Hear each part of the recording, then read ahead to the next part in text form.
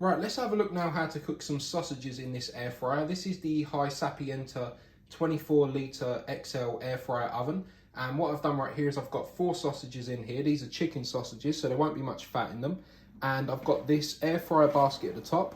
Underneath it, I've got the tray here. The reason I've got the tray underneath this is because anything that drips out of this is going to be a lot easier to clean off of this than it is off of this crumb tray. So I'm going to keep that there. And when we're done cooking, I can just wash that up. So I've got them in there like that. I'm going to close this up,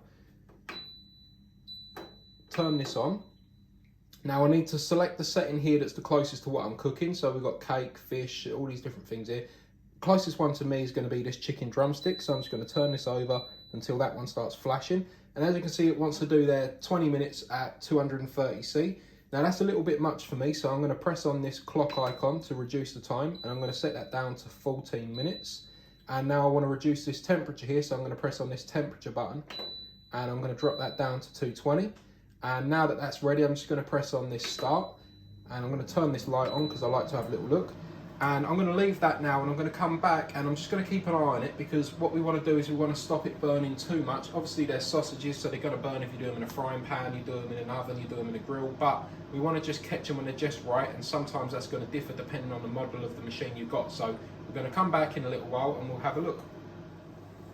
Okay, 12 minutes in, we can put the light on here and have a little look. As you can see, looks like they're doing quite well. I'm going to keep them going for the next 3 minutes though, leave that there, and we'll see how we get on.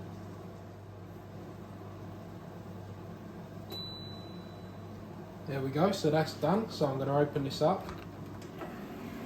And what I'm going to do to get these out is I'm first going to pull this one out a little bit, then I'm going to pull this one a bit, and I'm going to pull this again, and then this again, just in case any of that excess moisture that's dripping out of those sausages there is going to drip down onto the tray, onto the front here I mean. So let's have a look at these. If I turn these over, it looks like they're done all the way through, but I'm just going to put them on a plate over here and cut into it and just do the old tongue test. Yep, that's done all the way through. So there we go, 4 sausages there. We've cooked them all the way through. It took 14 minutes. I'm just going to check these ones at the back here as well, just to make sure.